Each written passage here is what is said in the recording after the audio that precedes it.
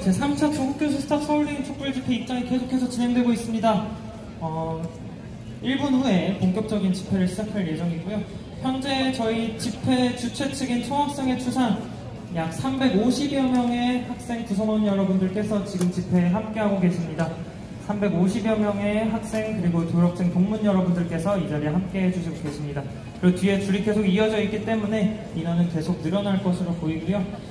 이 자리에 오신 여러분들께 다시 한번 감사의 말씀 드리겠습니다. 입장이 어느 정도 정리된 후에 집회를 바로 시작할 수 있도록 하겠습니다.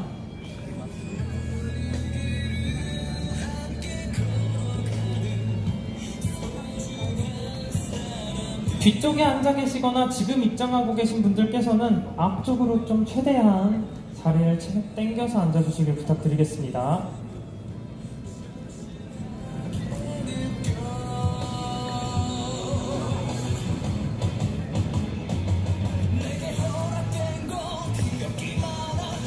행사 시작 전에 마지막으로 공지드리겠습니다. 저희 집회 같은 경우 본 집회는 정치 집회가 아닙니다.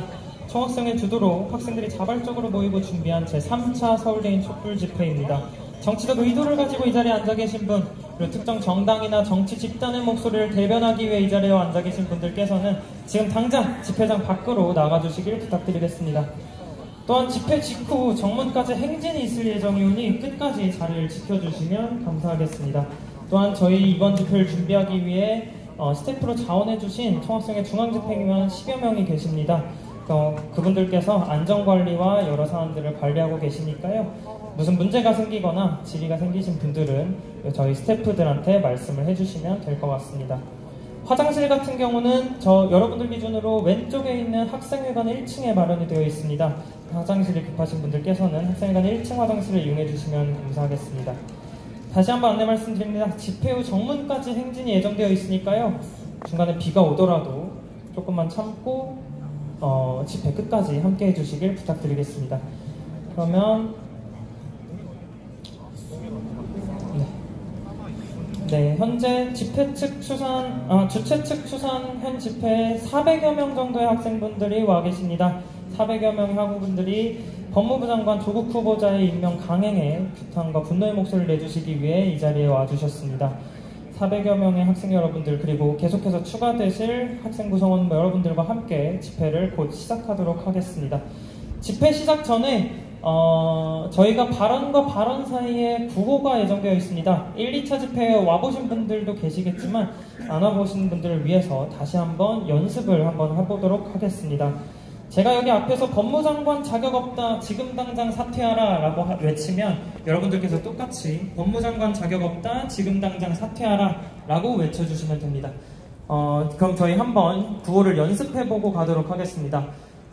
취재를 하는 언론인분들께서도 지금 하고 있는 건 연습이라는 걸 인지해 주시고 언론 보도를 해주시면, 취재를 해주시면 감사하겠습니다.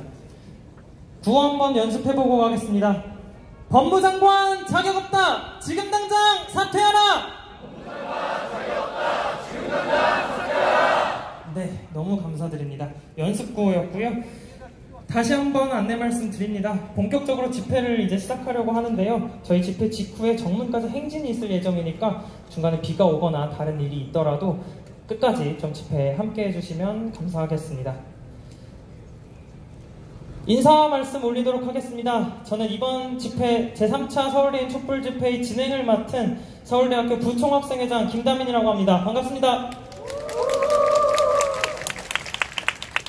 이 자리에 와주신 400여 명의 서울대학교 학생 그리고 동문 여러분들께 다시 한번 감사의 인사를 드립니다. 저희 힘찬 구호와 함께 이번 조국 교수 스타 제3차 서울대인 촛불 집회의 시작을 알리겠습니다. 법무장관 자격 없다! 지금 당장 사퇴하라! 법무장관 자격 없다! 지금 당장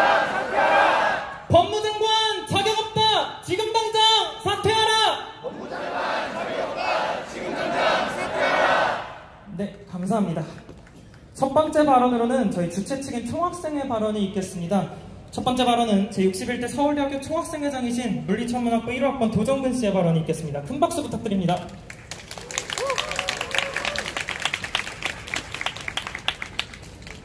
네, 바로 시작하겠습니다. 다들 언론 보도나 주변 친구들의 얘기를 듣고 확인을 하셨을 텐데요.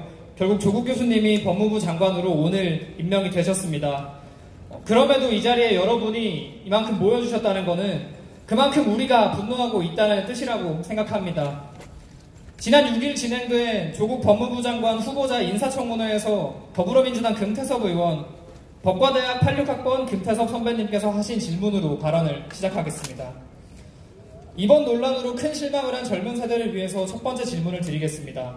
후보자 또는 후보자 주변에서는 위법은 없다, 결정적인 한방은 없지 않느냐, 이런 얘기를 했습니다. 상식에 맞지 않는 답변입니다. 사람이 이걸 묻는데 저걸 답변하면 화가 납니다. 그건 묻는 사람을 바보 취급하는 겁니다. 후보자는 금수저는 진보를 지향하면 안 되냐, 이른바 강남 좌파는 많을수록 좋은 거 아니냐라고도 했습니다. 역시 엉뚱한 답입니다. 후보자는 학벌이나 출신과 달리 진보적인 삶을 살아왔다는 이유로 비판받는 것이 아닙니다. 말과 행동이 전혀 다른 언행 불일치 때문입니다. 후보자는 개혁주의자가 되기 위해 노력했지만 아이 문제에는 불철저하고 안이한 아버지였음을 고백한다고 말했습니다. 저는 그 얘기를 듣고 깜짝 놀랐습니다. 거기서 개혁주의자가 왜 나옵니까?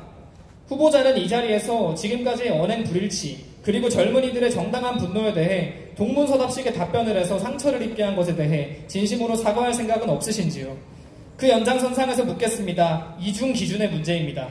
후보자가 지금까지 인터넷에 올린 많은 SNS에 비난이 쏟아지는 것은 바로 우리 편을 대할 때와 남의 편을 대할 때 기준이 다르고, 따라서 편가르기를 했다는 점에 있습니다. 물론 이것도 불법은 아닙니다. 그러나 어느 편이냐에 따라 잣대가 달라졌다는 것은 공정함을 생명으로 하는 법무부 장관 후보자로서 큰 흠이 될 수 있다고 생각합니다. 이러한 비판에 대해서 후보자는 어떤 입장이십니까? 라고 금태섭 의원님께서 말씀하셨습니다. 저는 이 발언을 듣고 꽤 많이 놀랐습니다. 불법은 아니라는 구차한 변명에 대해, 그것도 여당 소속의 국회의원이 한 질문이기에 더 놀랐습니다. 물론 그럼에도 조국 후보자는 태도를 바꾸지 않았고 결과적으로 법무부 장관에 임명되기까지 했습니다. 씁쓸하게도. 그래도 조국 후보자에 대해 학생들이 느끼는 분노에 공감하고 사태의 본질을 이해하는 분이 계시다는 사실에 나름의 위안을 얻었습니다. 지금까지 조국 교수는 본인과 관련된 문제 제기에 대해 법적인 문제는 없다라는 태도로 일관해왔습니다. 그러나 이제는 상황이 좀 달라지고 있습니다. 조국 교수의 자녀가 제1저자로 이름을 올린 논문에 대해 대한병리학회는 부당한 논문 저자 표기는 연구 부정행위라고 명시하며 게재 취소를 결정했습니다. 조국 교수의 아내는 자녀들의 입시에 사용된 표창장을 위조했다는 의혹을 받고 있었고, 지난 6일에는 결국 사문서 위조 등의 혐의로 검찰에 기소되었습니다. 조국 교수는 인사청문회에서 본인의 자녀가 키스트에서 3주간, 실제로는 2주간 인턴십에 참여했다고 말했습니다. 그러나 실제 연수기간은 5일이었고 그중 실제로 출근한 날은 이틀에 불과했습니다. 증명서를 발급해준 연구원은 조국 교수의 아내인 정경심 교수의 부탁으로 증명서를 발급해줬다라고 시인했습니다. 또 조국 교수의 아들은 고등학교 3학년 때 서울대학교 공익인권법센터에서 생전 들어보지도 못한 인턴 활동 예정 증명서라는 걸 발급받아갔다고 합니다. 심지어 조국 교수의 자녀와의 인턴 품앗이 의혹이 제기되고 있는 단국대 장영표 교수의 아들은 똑같은 기관인 서울대 공익인권법센터 인턴 기록이 허위라고 인정했습니다. 몇 주 전 대통령은 검찰총장을 임명하며 청와대든 정부든 집권 여당이든 살아있는 권력에 정말 엄정한 자세를 임해달라라고 주문했습니다. 당시 민정수석이던 조국 교수도 분명히 기억하고 계실 겁니다. 그렇다면 이제 조국 교수에게, 또 이 자리에 계신 여러분들에게 묻고 싶습니다. 법무부 장관의 지휘와 감독을 받고 인사권이 법무부 장관에게 달려있는 검사의 입장에서 피고인의 남편이 법무부 장관이라면 공정하고 엄정하게 수사할 수 있겠습니까? 아니요. 조국 교수의 가족들과 돈 없고 힘없는 평범한 사람들이 모두 법 앞에 평등하다는 것을 증명할 수 있겠습니까? 아니요. 한 명의 국민의 입장에서 본인과 가족들에 대한 근거 있는 의혹들이 쏟아지고 아내가 기소되어 검찰 수사가 진행되는 상황에서 본인과 관련된 수사 상황은 보고받지 않겠다라는 법무부 장관의 말 한마디를 믿고 맡길 수 있겠습니까? 아니요. 저는 이 모든 질문들에 아니요, 그렇지 않습니다 라고 자신있게 답할 것 같습니다. 마지막으로 조국 교수가 재직 중인 서울대학교 법학전문대학원 재학생들이 발표한 성명서의 한 구절을 인용하며 발언을 마치겠습니다.